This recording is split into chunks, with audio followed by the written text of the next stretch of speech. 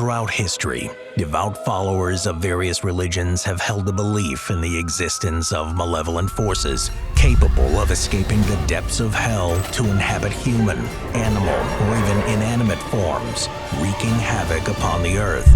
For these believers, the ritual of exorcism emerged as the singular means to rescue the souls of those afflicted by such evil influences.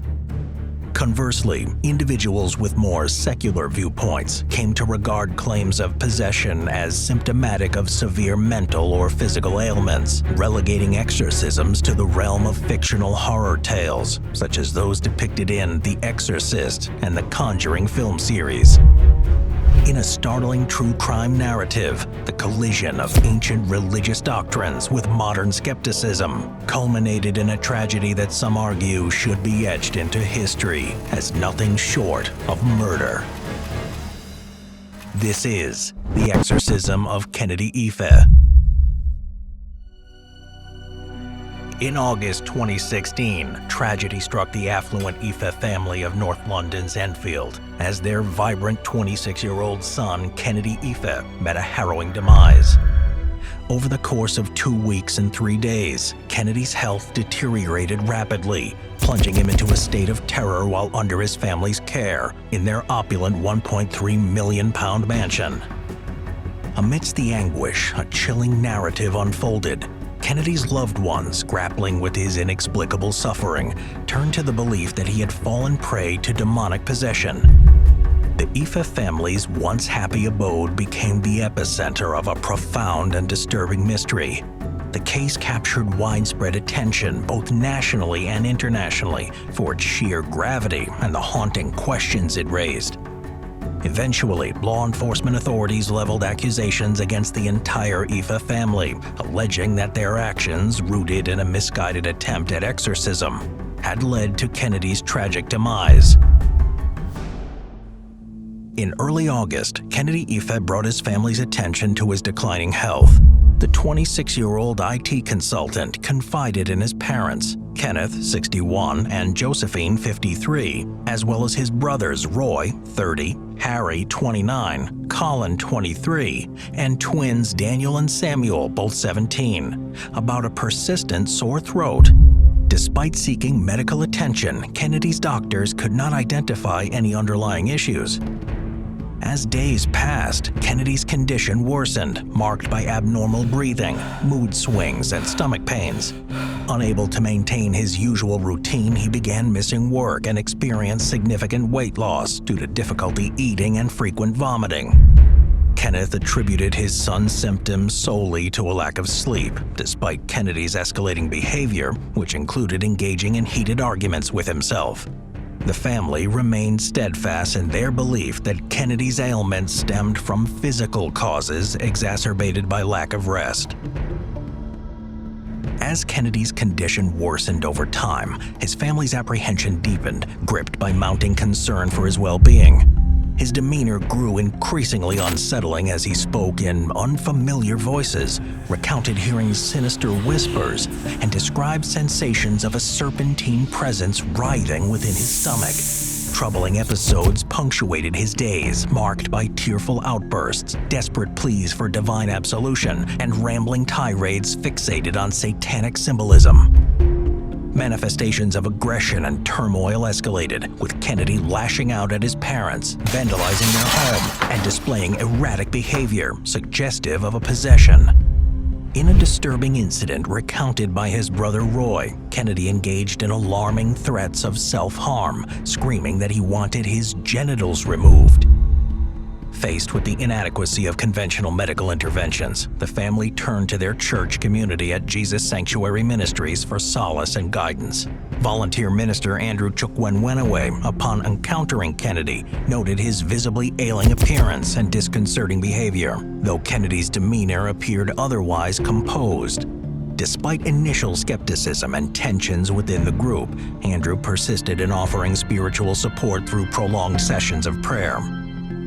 Yet despite their earnest efforts, Kennedy's distress only deepened, spiraling into heightened agitation and physical aggression. Confronted with the inexplicable and desperate to alleviate their son's torment, Kennedy's father, Kenneth, grappled with a fateful decision: to turn to the age-old practice of continuous prayer and physical restraint in a last-ditch effort to combat what he perceived as a malevolent force plaguing his son. On August 19th, as Kennedy's distress intensified, the Ife family resorted to drastic measures, employing cable ties, handcuffs, and rope to confine him to his bed. During this ordeal, Kennedy exhibited animalistic behavior, emitting guttural sounds akin to growls and barks. According to Collins' testimony, the family was gripped by the conviction that Kennedy's symptoms were of supernatural origin, indicative of a malevolent force seeking his demise. Fearing for his safety and that of the household, they felt compelled to restrain him, desperate to prevent potential harm. Over the ensuing 3-day period, spanning a total of 67 hours, Kennedy remained bound while his family maintained a vigil of prayer. However, as the hours wore on, Kennedy's condition rapidly deteriorated.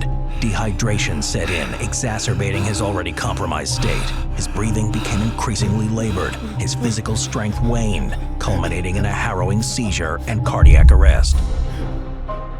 Despite Harry's earlier call to emergency services on August 22nd, reporting Kennedy's severe dehydration, the paramedics' arrival proved tragically belated. Moreover, the scene they encountered upon arrival only heightened the horror of the situation.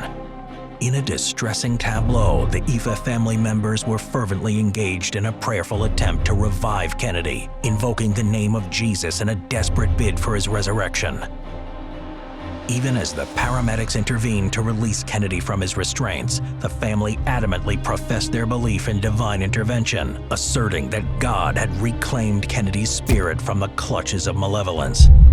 Yet, the toll of Kennedy's ordeal bore grim testament to the severity of his suffering. Bite marks, bruises, and scratches marred his body, while injuries afflicted each of his brothers, serving as haunting reminders of the profound tragedy that had unfolded within the confines of their home. Following the police investigation, troubling evidence emerged suggesting a potential crime. Among the findings was a revelation of the family's recourse to supernatural remedies in lieu of medical intervention, exemplified by the discovery of a note in Josephine's bedroom outlining a rudimentary method purportedly capable of breaking a supposed spell. The note read, "If you feel your son is under a spell, pick up earth and throw it to the north, south, east, west for 4 days. After, there will be an encounter." Testimony from Andrew Chukwenwenwe, a witness to the events preceding the tragedy, further underscored the gravity of the situation.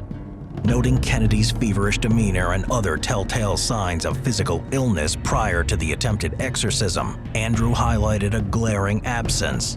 No mention from the family of any prior incidents indicating signs of mental distress in Kennedy.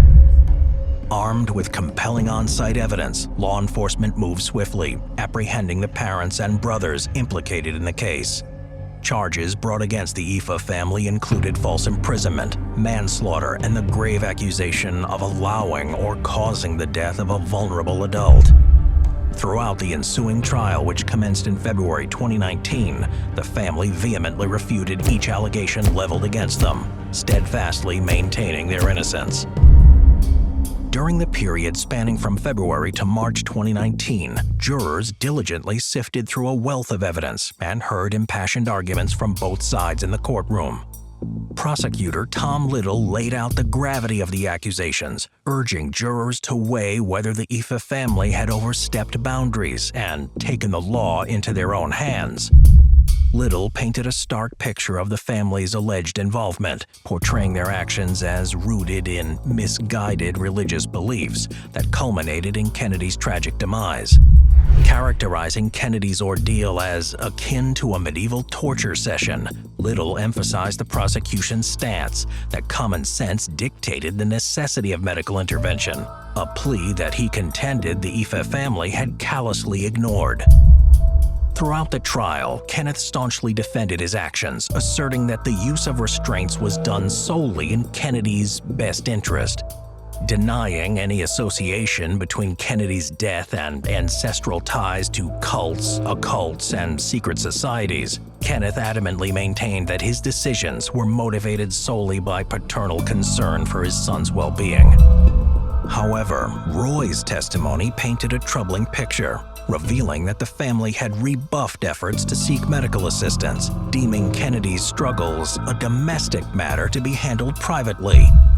Roy underscored the shock and distress caused by Kennedy's increasingly volatile outbursts, casting further doubt on the family's approach to his deteriorating condition. After meticulous consideration of all evidence and testimonies, the jury deliberated for 4 days before delivering their verdict on March 14, 2019. The Ife family was found not guilty. Since Kennedy's tragic passing, the public response has been varied and emotionally charged. Those who share the religious beliefs of the Ife family staunchly defend their actions, viewing them as a desperate attempt to navigate through the intensity and peculiarity of the circumstances that unfolded within their home. For these individuals, the potential involvement of supernatural forces unproven by modern science looms large, offering a context within which the family's actions may be understood and even justified. Conversely, many others have expressed compassion and sympathy towards the Ife family, viewing this situation as a heartbreaking consequence of society's tolerance for outdated belief systems. Yet, a vocal majority has voiced outrage and incredulity at the verdict, seeing the jury's decision as a failure of the legal system to deliver justice to the public. Critics have pointed to broader issues surrounding mental health stigma and the challenges faced by individuals in crisis, highlighting the systemic barriers that often impede timely access to essential treatments. Moreover, this case has underscored the inadequacies of law enforcement and other authorities in intervening to protect vulnerable individuals, particularly when religious beliefs complicate the response and may even be seen as justification for inaction. Amidst the outcry, scrutiny has also fallen onto the UK legal system, particularly in light of Roy's testimony, suggesting that shame and social status may have influenced the family's decision-making process. This revelation has prompted a deeper examination of societal attitudes toward mental health and the intersection of religious beliefs with the pursuit of justice. The world finds itself at a crossroads, grappling with divergent perspectives on crisis management. This case thrusts individuals into a profound existential reckoning, prompting contemplation of the vulnerability of both body and soul to external threats. It lays bare the complexities inherent in navigating the intersections of age-old religious beliefs and modern secular ideologies concerning healthcare, morality, and societal perceptions. Central to the discourse are probing questions that challenge conventional understanding. Do individuals with fervent religious convictions possess insight into a transcendent truth, eluding non-believers? Or are they ensnared in delusion? Moreover, do some exploit religious exemptions to obfuscate adverse outcomes stemming from fear of social stigma, cloaking their actions in faith to evade accountability? The nature of these inquiries underscores the profound difficulty in meting out justice within a legal framework when death occurs in the context of exorcisms or similarly protected rites. Indeed, the saga of the Exorcism of Kennedy Ife has catalyzed impassioned debate, precisely because no facile solutions exist in navigating the fraught terrain where religious convictions intersect with mental health crises, and often both. In a world where supernatural beliefs often supersede rationality, and freedom of religion occasionally becomes a shield for reckless behavior, grappling with these complexities demands a nuanced approach. The case serves as a poignant reminder of the enduring tension between faith and reason, and the enduring challenge of reconciling religious freedoms with the imperatives of justice and societal well-being.